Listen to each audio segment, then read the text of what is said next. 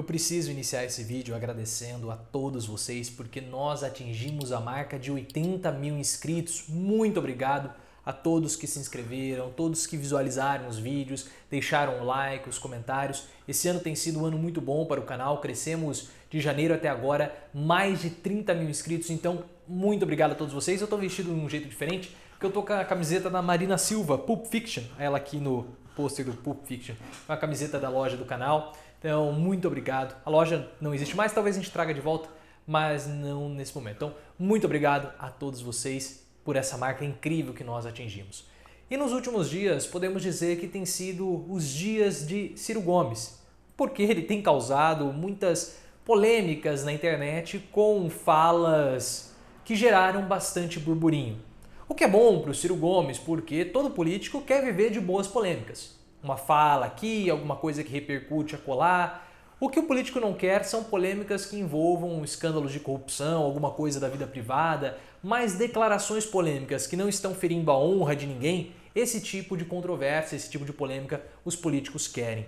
E é incrível porque o Ciro Gomes melhorou muito a comunicação dele. Não estou falando da comunicação verbal, mas no início do canal, lá em 2018, 2019, principalmente em 2019, nós criticávamos muito a comunicação do Ciro Gomes. Nós falávamos, até brincávamos, que ele ainda estava na época do Orkut, que ele ouvia as músicas baixando pelo Napster, que ele em vez de usar o Google usava o KD, porque ele era muito obsoleto na internet. E hoje a comunicação do Ciro Gomes é muito boa, ele tem um grande domínio do Twitter, cada vez que ele aparece em algum programa de TV, programa de rádio, sempre o nome dele acaba indo para os Trending Topics, que são os assuntos mais comentados.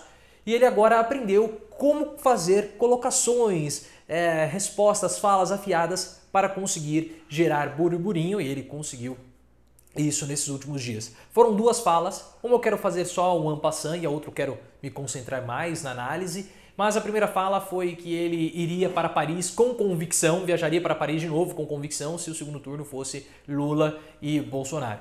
Ele fala isso, claro, para gerar burburinho, ele tem sabido como lidar bem com a imprensa e principalmente gerar engajamento. O Ciro Gomes tem feito isso muito bem, por isso que ele tem aparecido constantemente nos programas de rádio, programas de televisão, em lives, porque sempre que o Ciro Gomes é chamado, isso acaba atraindo a audiência corresponde, sempre vai para os assuntos mais mencionados na internet. Então o Ciro Gomes conseguiu criar uma militância, principalmente no Twitter, que sempre o apoia e gera o burburinho necessário para os programas de televisão, rádio, enfim, ficarem seduzidos por essa audiência e chamarem o Ciro Gomes, aí ele consegue ficar sempre na mídia, o que é importante para um político. Diferente, por exemplo, de Marina Silva, que está aqui na minha camiseta, que muita gente brinca que ela é igual um eclipse, ela só aparece em época de eleição e um político não pode ficar omisso no restante do período, ele sempre precisa aparecer. Eu acho que essa fala do Ciro Gomes foi uma fala que acaba, como posso dizer, ele tira um argumento, ele tenta tirar um argumento que é muito usado contra ele, né? Ele sempre fala que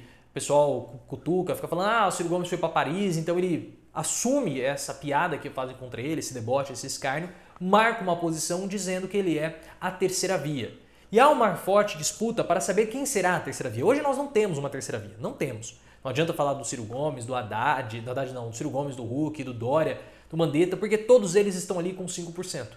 E para ser de fato uma terceira via, em oposição a Lula e Bolsonaro, é necessário que esteja ali na casa dos 10, 12, 15%. Hoje, com 5%, nenhum desses candidatos é viável como terceira via. E é por isso que o Ciro Gomes fez uma outra declaração, que essa é a declaração que eu gostaria de focar nesse vídeo, conversar com vocês, que foi a declaração dele de que o segundo turno em 2022, vai ser entre Lula e ele, Ciro Gomes. É claro que isso gera também muito burburinho, porque ele está tirando o Bolsonaro do segundo turno em 2022, o que nenhuma pesquisa aponta. Mas por que o Ciro Gomes fez esse tipo de declaração? Aí que está, pessoal. Nós temos que entender os objetivos do político com as falas dele. Toda fala, principalmente desse político maior, que tem uma projeção cotado para ser presidente, ou que já é bastante cascudo na política, como Renan Calheiros, o próprio Bolsonaro, o Lula, Ciro Gomes, Dória, Alckmin, o Tasso, enfim.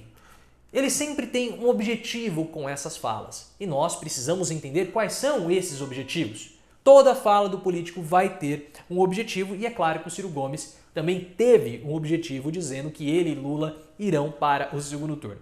Primeiro, nem o Ciro Gomes acredita nisso, tá, pessoal? E que o Bolsonaro vai ficar de fora do segundo turno. E vamos dar mais detalhes sobre isso depois. Mas qual é o objetivo dele? Quando ele fala que o segundo turno vai ser entre ele e Lula, o que o Ciro Gomes quer fazer é mostrar que ele é o grande antagonista de Lula no momento. Porque o Ciro Gomes, desde 2019, ele vem com um cálculo que é da seguinte forma: 30% estão com Lula, 30% estão com Bolsonaro. Então há no espectro aí 40% da população brasileira que não quer nenhum nem outro. E ele se põe como candidato desses 40%. Então, ao dizer que ele irá contra Lula no segundo turno, ele está se colocando como oposição a Lula, tentando trazer para si aquelas pessoas que estão insatisfeitas com Lula, que não querem votar no Lula. Porque as pessoas que cogitam votar em Lula, pode ser, isso na cabeça do Ciro Gomes, que muitas delas não querem votar no Bolsonaro e estão votando em Lula ou votariam em Lula por ele ser o principal antagonista do Bolsonaro. É mais ou menos o que o Fernando Henrique Cardoso está querendo dizer. O Fernando Henrique Cardoso falou assim: eu votaria no Lula no segundo turno. Não há convicção do voto do FHC em Lula, mas ele votaria por ser o opositor ao Bolsonaro. Então esse é o objetivo do Ciro Gomes. Agora, na minha opinião, esse cenário, Ciro Gomes e Lula no segundo turno, hoje, pelo que nós temos hoje, ele é impossível. Porque assim, o Bolsonaro, ele tem 30% de aprovação. Tem 30%.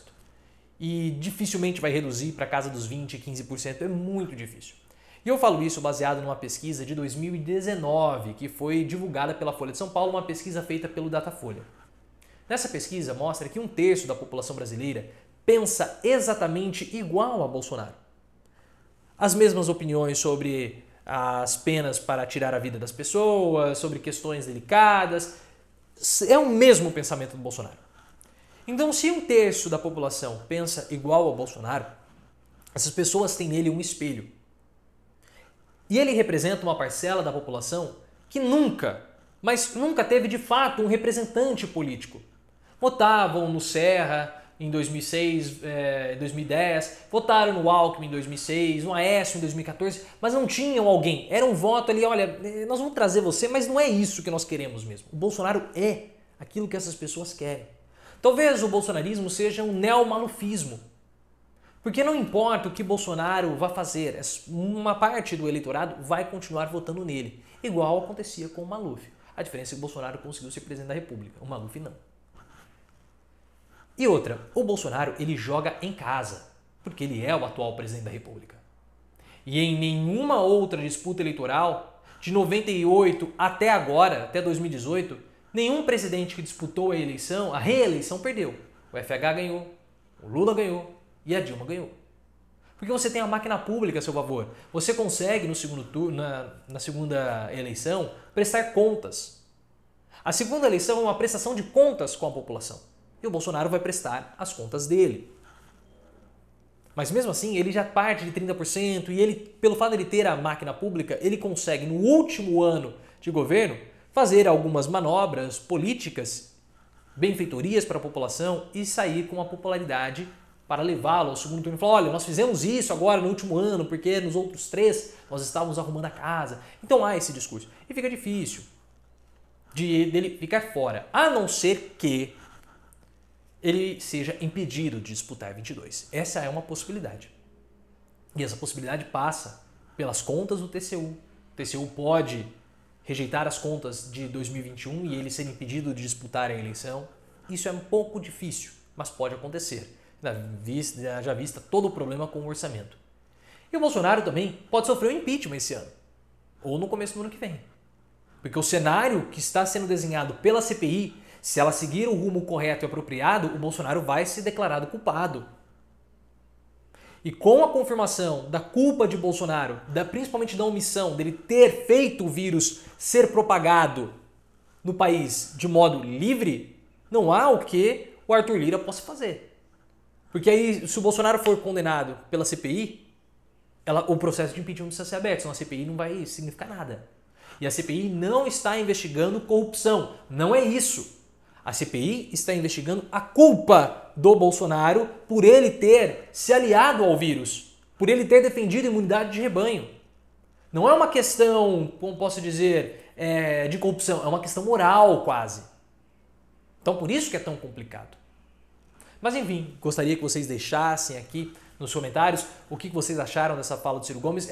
Eu vejo que como retórica política, tá? Até mesmo para mostrar que o Bolsonaro não é mais tão forte.